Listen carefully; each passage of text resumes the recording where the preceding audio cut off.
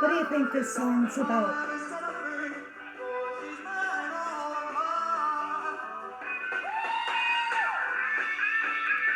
Music industry and Hollywood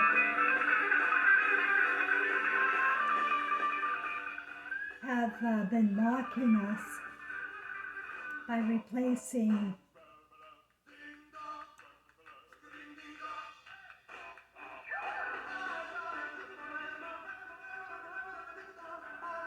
the female gender on television. They've all been inverted. And would you believe, as part of my story, Sha-Na-Na, rock and roll band, was the first concert I ever went to in North Delta, British Columbia. For some reason, they came to my little recreational center, and a boy in my school, I was in grade 8, I was 13. I'd failed grade 2, so I was 13 in grade 8. And a boy named Michael Shepard asked me to go to this concert, which I really loved the 50s type music. I was stuck there. You know, here I was, a teeny bopper in the 70s, but I was stuck with the 50s. So when he asked me, I was just thrilled to go. And I remember it was when gas stations started to become self-serve. They just became self-serve, and his sister and her boyfriend were chaperoning us driving, and we were in the back seat. And when we got to the gas station, it was self-serve, and Michael Shepard wanted to make sure he could put the gas in. It was so funny, you know, 2 13-year-olds. He was probably 12. So we went to the concert, and I just had the time of my life. And just now I was sitting here talking to my guides about, I wanted to do a video. What do I do a video about? What do I talk about? And this song came into my head, and it reminded me, and I went to look on YouTube, and sure enough, I didn't know it was about, you know, the transgender agenda, which has been in the making since Hollywood began. And what it's done is it's created an environment where,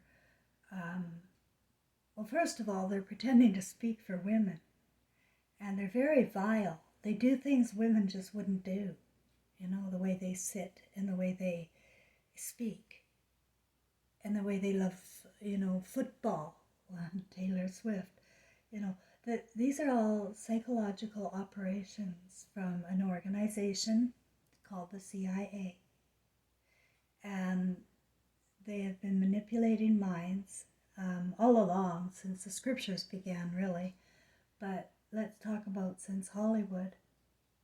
You know, the music industry is also filled with satanic agendas, you know, for people to get music in their heads and lyrics in their head that are satanic. They're satanic, and it means something. These symbols they use are meaningful. And when they can get the population to be doing their symbology for them with their hands, whatever they're doing, um, then they won, right? They won. So, and I also know that when you're young, a lot of your likes and loves and and hates and desires could come from an emotional past life. And I know my other past life, the one before this one, died. Gladys Love died in 1958. And the era of the 50s was just, it was my era. I really loved that era. And not anymore, now that I'm woke to my purpose. My purpose. See, my soul today, who I am, Cheryl Ann Gross-Close, is just one little speck of who I've been in many, many lives. And I want you to know, too, that everybody is born into a plan. And you're picking new people. You can get attached and love, because we're all love, and you do love, especially the people that raise you. You love them. But they're not necessarily going to be the same people in your next life. And I think what an important message I have this life to tell you is to be able to let go of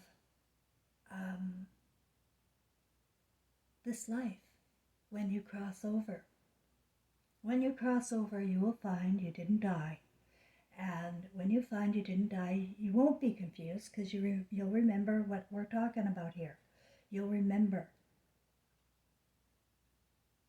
And you may feel enticed to stay in the thread of your life, and that's fine. You can do that. You can stay in your thread of life, or you can make a plan with a whole new environment, a whole new situation. You can be very wealthy one life and very poor and living in sewers in another, as my past lives have shown. And we're choosing lives that will challenge love. Every life is going to be love challenged in some way. And it's up to us to keep our own Christ flame alive. What's Christ flame? Well, it's a baby. It's what we are. We're love, and we're joy, and we're laughter. And we want to play and discover our human senses. This is the time to build a dream, because this is not our life here. This is just a fantasy. And we can build it. We can create it from our desires, or we can fall victim to the simulation that's been produced here using scripture in Hollywood and universities to indoctrinate people into thinking certain ways and to entrap them into fear and shame. And that's how people live these days. And that makes people powerless. But it's so unnecessary. Anybody that tries to shame you, let he who has not sinned throw the first stone. It's so ridiculous.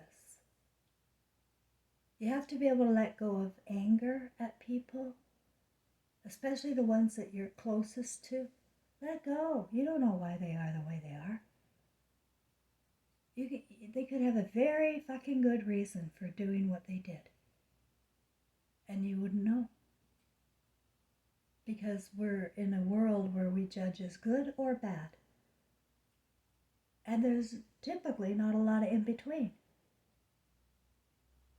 And we have to learn how to stop compartmentalizing people by giving them a word. Even giving people a name it will put them in a slot. A boy named Sue. There's another. All of our music, if you go back and look at the lyrics and see them with new eyes, you'll see that it was holy, holy shit, influencing people. Or what's another word? Seed planting. And the more it's watered or watched, the more likely it will be to manifest in that individual. Do you know that we did not have a lot of gay people when I was young? I didn't know even one until I met Arthur. That's my son's biological father, was gay. He wasn't gay, but he was influenced at the age of 15. And then he thought that was it. He was gay. He must be. He enjoyed himself, I guess. And that happened to so many young people. I know even my brother was having issues. My mother said she found homosexual magazines in his garbage bin. And there's curiosity when it gets introduced. And then again, the more it's watered, the more likely it will be to manifest. Well, now what are we teaching the kids, right? They're becoming so confused over who they are in this life. But I do want you to know that I have no animosity towards any gay or transgender person. Like, you gotta let them be, because they could be here for a reason entirely different than what you think. Maybe they're not indoctrinated to be what they've become. Maybe they are here. I once heard that gay people often come because they're women spirits and they don't want to be here as a woman. That makes sense to me. But you don't know, right? We got to start at ground zero here. We don't know anything. I only know what turns me fucking off. And that turns me off. Anything outside of the male and female turns me off. And I go by my feelings, my instincts over any belief system. I don't have a belief system. That's another clue on how you can figure out your past lives too, is your food likes and dislikes. I had a lot of fears and paranoias around bad food, poisoned food. So I wasted a lot of food thinking it was too old. You can always figure things out about yourself in this life, especially if you want to figure out your purpose.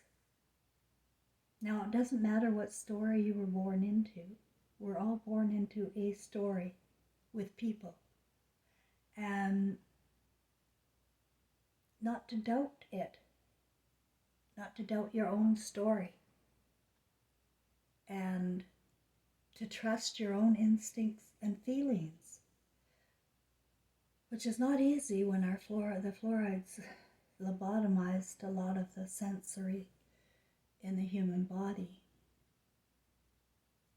You know, it's I know me with what has gone on with my health.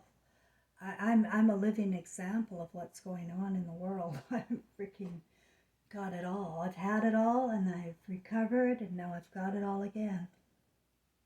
And I feel very strongly, guys, that we can reimagine anything. We can recreate anything. If you can reimagine it, you can recreate it if you water it. So it takes a practice, and I don't go into a lot of formalities about my meditation. I am a clinical hypnotherapist, and I find it very easy. I don't do formal things to go into meditation. I just turn around, go curl up into a fetal position, and start imagining. And the first thing I start imagining is my body relaxing and sinking deeper into the pillow and the mattress, and just feeling each part of my body go limp and feeling heavier and heavier. And then as I let myself go and relax, I also have trained myself to drop thoughts, because you know how the mind can just keep swirling around and around. Well, you just imagine there's a bucket over there, and you can just imagine all of those thoughts going into the bucket, and you try to make yourself a safe, dark, blank space where there's nothing. And the more you practice going into that realm, the more likely it is that you're going to start hearing things and feeling things, sensing things. And it might even sound like your own voice. You go, is that me? It didn't sound like me. I've never said anything like that before. It sounded like me, but I never said anything like that before. That's the one that I get all the time. It sounds like me, but doesn't sound like it would come from me. Not Cheryl Ann Gross clothes. Where did that come from? And we're all so much more than we've been led to believe in our subconscious. It's all there. Everything's there. It's a matter of letting go of this one, of not being too attached to it, and feeling the magnificent hugeness of the universe and our consciousness, and how ever infinite it is and can grow. But the only way it will grow is when we are no longer in fear or shame, and our primary feeling is love. I think back to when you were an infant and a baby, where there was no judgment, and you didn't fear anybody. You really didn't, unless the person was tense, or stressed out. I've known my mother holding my baby. Trevor would just scream. He did not want to be in her arms. Yeah, this is the sign of the times where, this stress and tension makes babies cry. And it's not fun. Unless we're taking fun and making dysfunctional. The word fun is in dysfunctional now. That's it. No more fun. And so when you're not in that state of mind where you're having fun and joy for life, appreciating your life, no matter whatever you chose to be born into, you chose it, you knew what you were getting into. What do you want to do with it? How do you want to see it play out? That's how we should be thinking. It's not what was or what will be, but what is right now. What are we building right now? So life insurance for me is tending to this life. What I do for myself today, I'll reap the rewards tomorrow. I'll sow tomorrow. The more I water it, the more I water it. And that's for everybody. If you're in a situation where fear or shame or grief is wiping you out, it's time to take a cold shower and knock some sense into yourself and say, okay, this is what I'm here doing. You can't control other people's, what they do to you or their deaths. They can't control anybody else. You're here for yourself. You're not here for anyone else but yourself. Now, if you're going to live for yourself like a selfish asshole, well, that's one thing. And you can do that. But other people are playing out different roles. And we can do that. But the main role that you want to be in is the one that you feel most comfortable, your most preferred role. You know, I was a Myers-Briggs type indicator testing administrator. And I gave these tests out all the time to people. The first time I did the test, I did it all wrong. I did it based on what other people thought of me, what I thought they thought of me, instead of my own preferred feelings. And it's always got to boil down to your own preferred feelings at the end of the day. And that will be the right way. Your preferred feelings are the right way. And if there's questions around it, you can get answers. Go into meditation and learn how to ask yourself, once you get into a relaxed state, ask yourself questions. See what pops up. And even if it's in your own voice and you get an answer, trust it. You can trust your own voice. They've taught us that we can't. They've taught us that anybody who thinks outside of this box is crazy. And that has taken away a good portion of women. That's our gift, is the gift of intuition. And who trusts a woman? Nobody. Nobody. But she is really the sense of survival here. When not lobotomized, when she can sense, when she can feel, when she knows. I didn't know, my whole life I thought I was in the know, but I was not in the know. I really thought I was in the know. No, I was not in the know. I was deaf, dumb, and blind when it came to my own son. I had no idea. And there is a situation where single-parent families were invented. In the 70s, they became common. Common was a single-parent family, and they became targets. They became targets for the pedophile market. And children haven't been safe at all. And imaginations have been hijacked using videos, television, all of these images that young people and old people are allowed to look at now. They think it's harmless. They think they're just looking at it and they can look at another picture the next day. And no, the more you water it, the more likely you're gonna, that's who you became in this life. And you're not gonna like it. Who's gonna be the judge? You. Just picture yourself as Jesus, right? A Christ flame.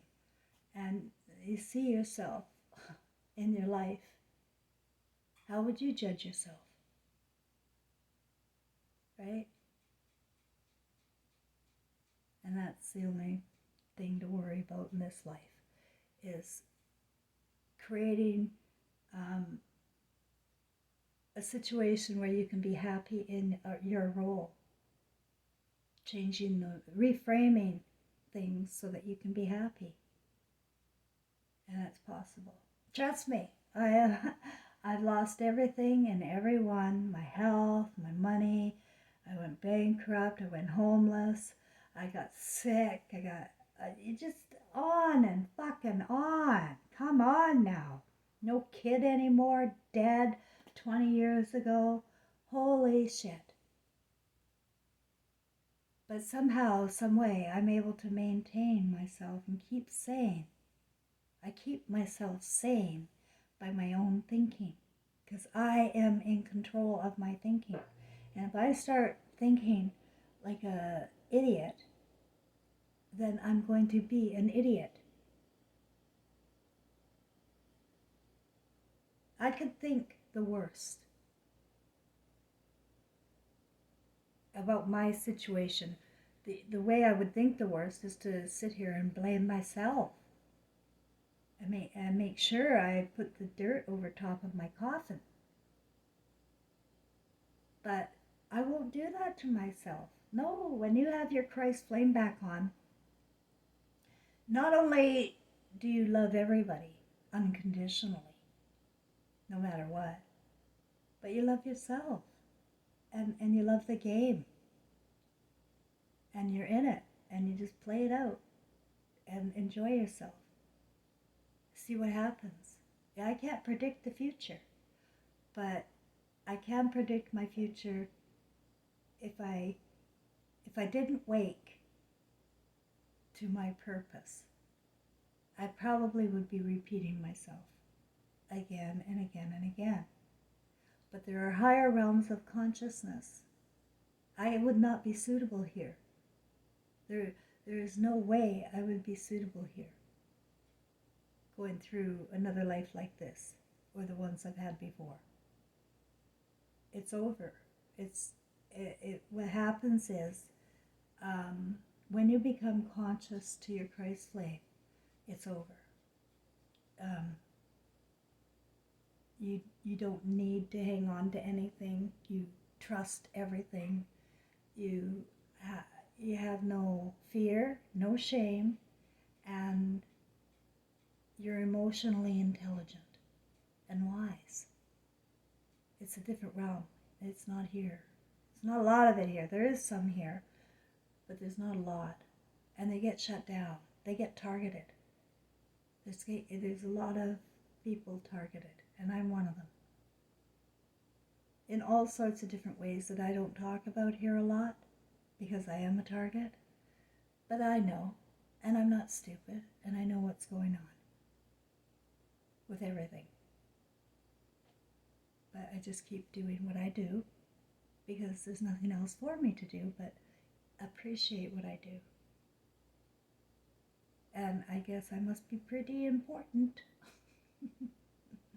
That's the way I like to think. And that's the way we should all be thinking. You know, not as victims, not as people that have been hard done by our families or by the society, but really, we need to find our own lighter and light up. Light up love and joy. Bring it back. Let the kids have fun. Have a party, not a parade of sodomites. That's ugly simulation. This simulation is not going to get any better for you guys. I'm not talking to my subscribers. I'm talking to the society out there at large. And I've told you, they're creating a black slave human race here. And it's working. It's worked. It is going to be a black slave human race that'll be part robotic. It's already part robotic. The way people are so robotic. You remember when Tim Hortons came out? I watched that, like in my neighborhood. Me just trotting off to work, drive 5 minutes to get there. Kathy, the receptionist, 20 minutes late, because she's sitting in a fucking line up at Tim Hortons for a cup of coffee. Like this world. What happened there? That was NLP programming, and it's to me still part of it. It's really bad, guys. When you see that it's mass formation, it is hypnosis.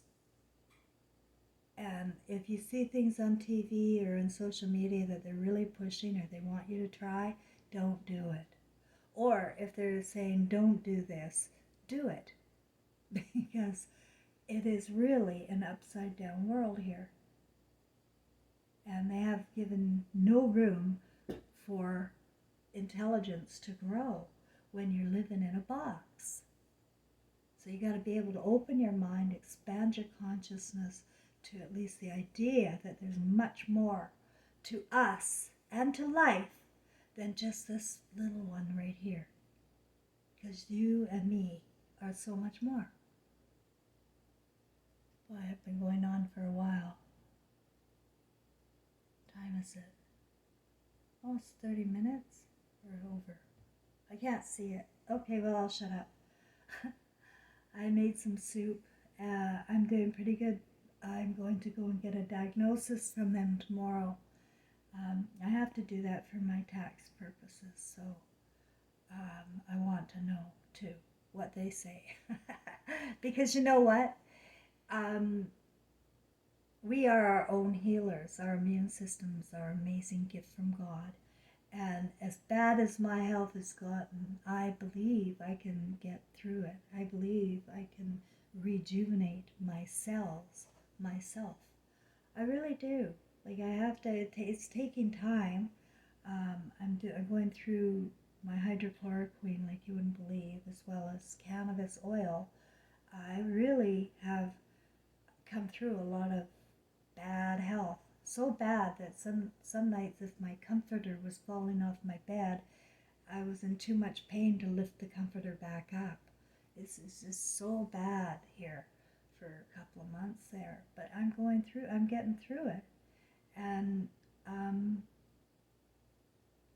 you know what, as I sit here and talk about it, you know, how bad it was. Yeah, it was really bad. But it never felt like it was that bad. It always feels worse, you know, in the imagination from the past or into the future. It's always worse in the imagination. I really did get through everything, and I'm going to continue to get through everything. And I want my, I know what I was going to tell you. A lot of times my lymph nodes would be very swollen. And I saw somebody on a YouTube video showing how to cure yourself from swollen lymph nodes. And all you do is use your own fingers and rub them gently. And then that reminded me, you know, our own hands, you know, instead of going to Reiki or to a massage therapist, your own hands can be your own best healer if you use your imagination, right? Use your imagination to heal yourself with your hands if you're sore. It works for me. Those lymph nodes are no longer swollen. I don't have to keep rubbing them. They're gone. So, and other things that I use, like hydrogen peroxide, that seeps through the skin. Anything you put on the skin is going to seep through into your circulatory system. And so make sure that you're now I gotta go. I see my neighbors coming out there. All right, guys, I'm gonna go. Thank you for listening. If you enjoyed it, please give me a like and a comment maybe, and we can get some algorithm going here. It's very difficult for me to be seen, but I try to bring the truth in the best way I know how, and that's my way. And I can say, this life, I did it my way. Bye for now.